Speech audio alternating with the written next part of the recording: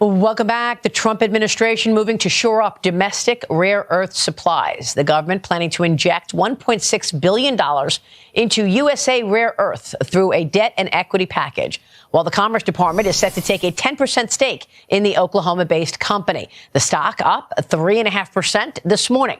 Joining me now is the CEO of USA Rare Earth, Barbara Humpton, back with us. Barbara, congratulations on this deal. Thank you, Maria. It's been a great week. Yeah, it's been a great week because you're getting all this injection from government. But I want to get your take on what this means for government as a shareholder in USA Rare Earth. Is the government going to be an active shareholder? Are they going to tell you what to do? Don't pay dividends? I mean, what do you want to say to shareholders about this? Our letter of intent with the CHIPS program office makes clear they're taking an economic interest in the company. And the capital that we will now have access to gives us the ability to accelerate and expand what we already had planned for the company. What this means is that as we grow, the American people will benefit. So you're talking about already you have access to some of the richest areas in terms of minerals. Tell me about that. Is particularly this space in Texas? This is a really important point. USA Rare Earth now has built an entire value chain, from the mine all the way through to metal making and magnets. This mine that we'll be developing at Round Top in Sierra Blanca, Texas, is the richest known deposit of heavy rare earths in North America. Why do heavies matter? These are the critical minerals that make our permanent magnets that move motors, et cetera, more powerful and performing at high temperatures. These are minerals that are needed in semiconductor production. There are oxides needed for jet engine production.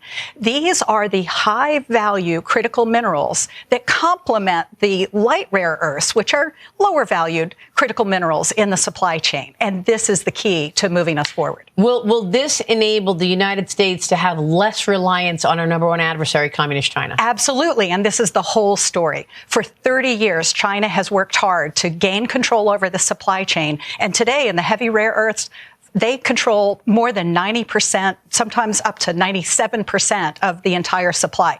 Today, it's impossible to get supplies of critical things like yttrium, like terbium and dysprosium, the critical rare earths that are so important to these technical fields in our economy. And what are those specific minerals used for?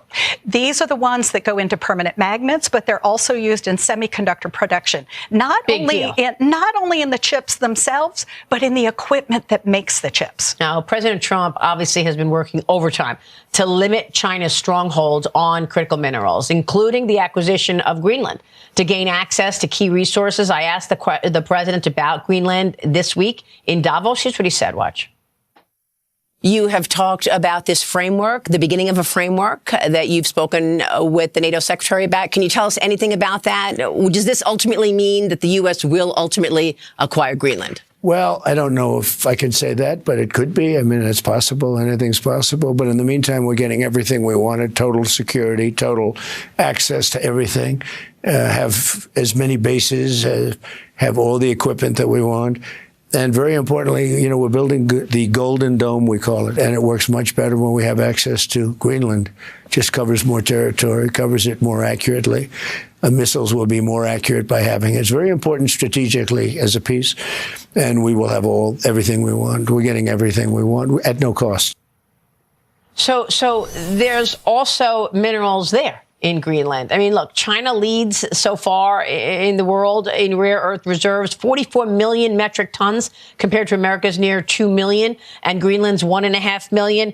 Your efforts, how long will this take, Barbara? When do you expect that you could actually excavate in a timely manner to get those products into the supply chain? Yeah, when Secretary Lutnick talked to me back in November, he asked, how fast can we move? Right. We've actually now developed an accelerated mine plan that will get us to production by 2028. There are other mines available around the world that are producing materials, and I'm proud to say that our experts in Wheat Ridge, Colorado, now have the ability to process ore from other mines and extract rare earths as well. So we'll bring that capability online in 2027. Okay. We're moving fast. Yeah, you sure are. Now, the government's ownership ownership in your company will represent what? Between 8 and 16% of the fully diluted stock? Depending on whether or not they exercise warrants, ultimately, okay. Yes. All right. And do you have a preference? I mean, do you want 16% of the company owned by government? Hey, look, I view this as the American people having a stake in USA Rare Earth. Maria, you may have seen the news that in addition to this injection of capital that is planned from the CHIPS program, one of the requirements from the program was to actually raise private capital as well. I mean, here's the plan. The American people will not be the sole owners, and they won't take the risk for this. The private sector steps up, and in fact, we went out to raise a PIPE. We went out with the goal of raising $500 million. It was incredibly oversubscribed, and our board agreed that we would actually take investment in the magnitude of $1.5 billion. You put that together with what will come from the CHIPS program office, we now have the capital we need to carry us through the next 2 years. Wow. So the PIPE transaction is closed, or is it's expected to close this week? We just announced yesterday it's closed. Okay, so it's closed. All right, I want to read one comment from one of the analysts that talking about all this, and he's concerned that the USAR arrangement does lack the price floors, profitability guarantees, and the offtake agreements that were inherent in another deal that the government did, which was with MP, Mountain Pass. That's right. Yeah, the MP deal, we applaud them for making the progress that they have, but we did not request, nor do we need, price floors or offtake agreements. In fact, the economics of the pieces of the supply chain that we're pulling together command high prices. And where we are right now, in essence, the cool thing about this is that we have not made any long-term commitments that would encumber our ability to gain additional upside. There's no cap on our upside potential. Wow, that is incredible, Barbara. So the Commerce Department financing is going to be distributed or dispersed based on your specified business milestones, right? That's right. Tell me about those milestones and specifically about this round top deposit. Yeah, well, Maria, this is the cool thing. When I last talked to you on Veterans Day, we were just getting to work with the Department of Commerce, doing due diligence on our overall plan. And I'll tell you, President Trump's team has some of the most gifted financial investment bankers, the most gifted material scientists, industrial experts. And so what we've done is we've had the chance to pressure test the plan that we have in place. So what we've built is a plan that has significant milestones at every step along the way. Investors who join us now will have the chance to monitor our progress against this plan.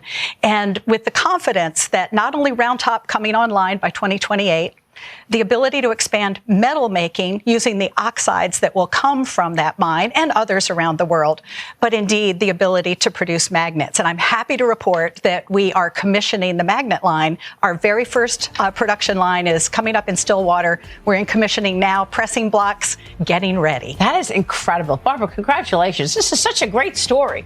I love this story. We're going to be watching your work and of course, all of those milestones. Congrats. Thank you. Thank you so much, Maria. Good to see you. Barbara Humpton. Stay with us. We'll be right back.